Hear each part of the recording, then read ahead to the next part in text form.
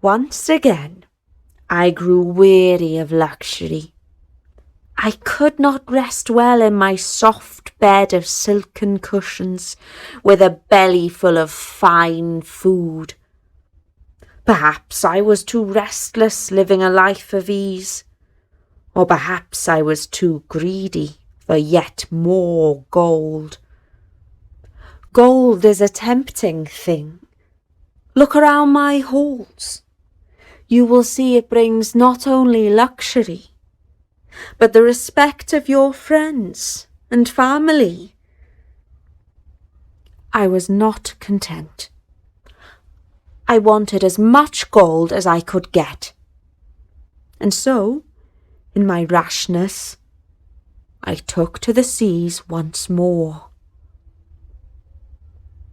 As before, I joined a ship of merchants, and we travelled from port to port, trading here and there in cloths, spices, dried fruits, and trinkets of gold. For the first 2 weeks, we enjoyed fine weather. But on the 15th day of our voyage, a gale blew up and tossed our boat here and there. When the storm settled, we sighted land. The captain gathered us passengers on deck and said, "The wind has got the better of us and driven us off course. Destiny has brought us to this shore. I fear it is a savage place. We shall soon find out the fate that Allah in his wisdom has decided for us." And he was right, for not long after we came up close, oh, too close, to the inhabitants of that land. For here lived a tribe of apes. These creatures were not content, like most of their brethren, to live in the treetops. Instead, they carried spears and made mischief on land and sea. They dropped boats from the tops of the cliffs and jumped down into them. An armada of ape ships sailing swiftly after us.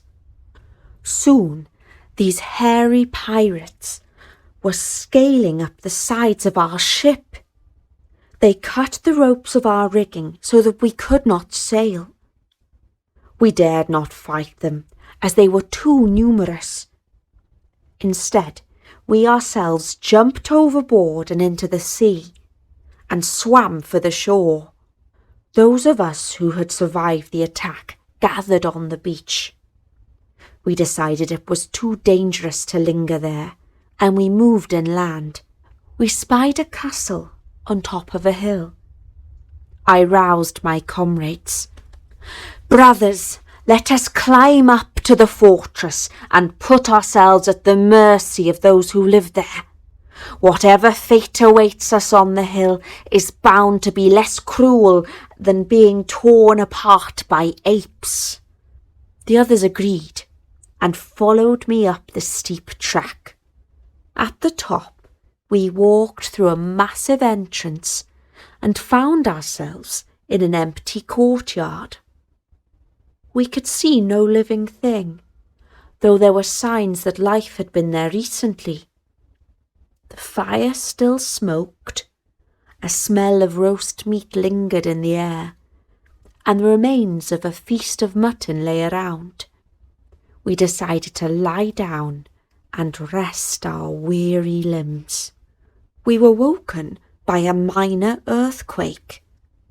The ground trembled and the solid stone walls of the castle shook. Thud, thud, thud. Soon the cause of all this disturbance came through the doorway. It was a monster of a man, as tall and broad as a date tree. His eyes burned like coals of fire. His teeth were like boar's tusks, his nails like lion's claws, and his mouth gaped like a well. We ran this way and that, looking for places to hide, but there were none. He stooped down and picked me up by the arm.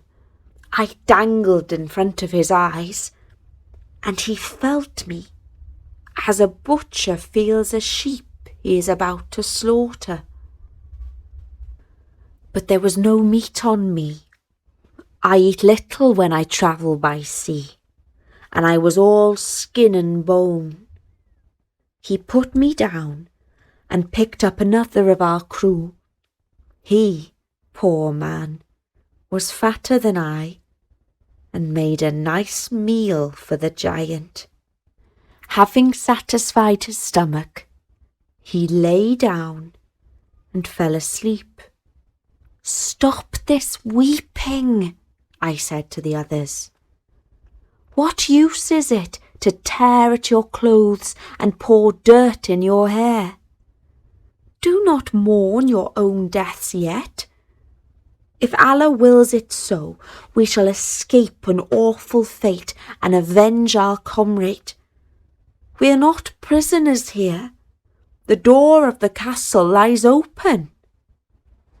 The men were in two minds. Which fate did they fear most? To be eaten by a giant, or torn apart by apes? In the end, my view prevailed. We could not just sit and wait to be eaten for breakfast. We returned to the shore and found that the Almighty had taken pity on us. Our ship, although badly damaged, had run aground. The apes were not such great sailors after all.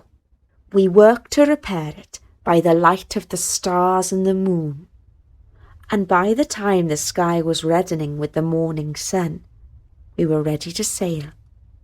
The men were eager to leave that awful shore, but I burned for revenge. "Let us hurry back to the castle," I said.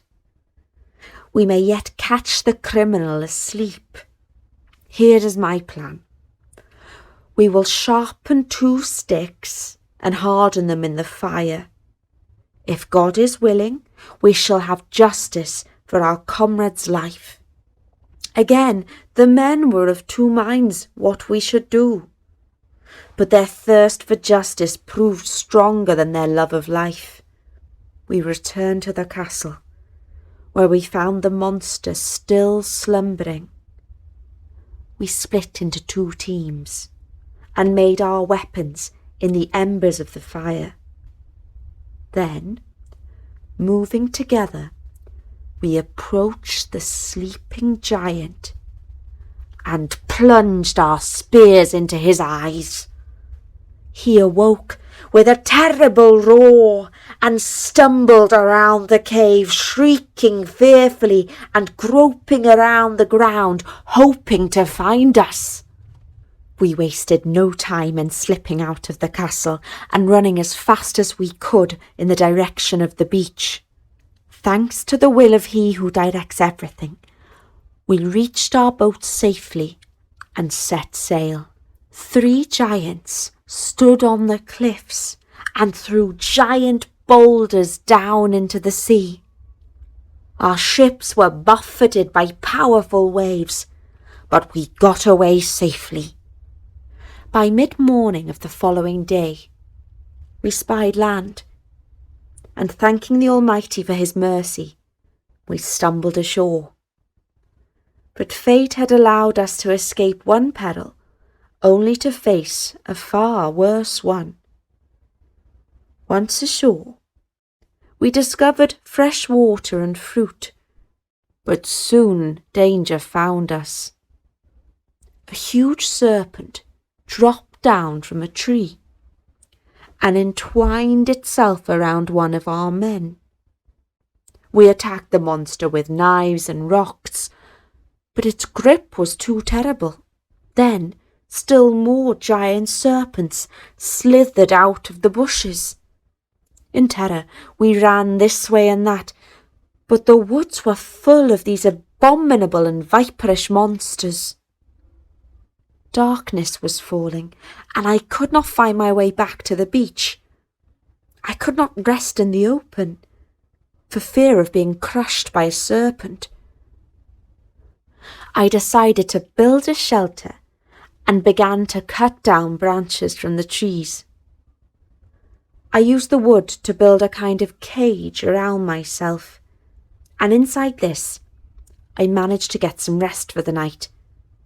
When morning came, I lifted the cage up and walked down along the path, still safe from the serpents inside my wooden suit of armour. I only discarded my cage when I reached the beach, and then, looking out to sea, I saw my salvation, the sail of another ship. How I jumped for joy, waved my arms and called out, until at last they spotted me and set down a small boat. 2 sailors rowed ashore and rescued me. Thanks be to Allah. On board, I told my story and all of my remarkable adventures to the captain. At the end of my tale, he looked at me and said, "Truly your story proves the greatness of Allah. At first, I did not recognize you. Such is the sorry state that you are in, worn down by suffering. But now I see that I know you. You are Sinbad, who travelled on our ship, and whom we lost. As you described in the story of your second voyage, we set sail without you. When we realised our mistake, we debated whether or not we should divide up your merchandise between us, but I ruled that we should keep it. All your goods are safe in the hold of the ship." From that day on, my journey and my business went well. We bought and sold wherever we went. I built up a stock of cloves and ginger, and all manner of spices. And thence we fared on to the land of Sind, where also I sold them at a great profit. Then we set sail again. With a fair wind and the blessing of Almighty Allah, we arrived safe and sound at Basra. I had gained on this voyage what was beyond count and reckoning. I gave freely to widows and orphans out of thanks for my happy return. Then fell to feasting and making merry with my friends, and forgot all the hardships that I had.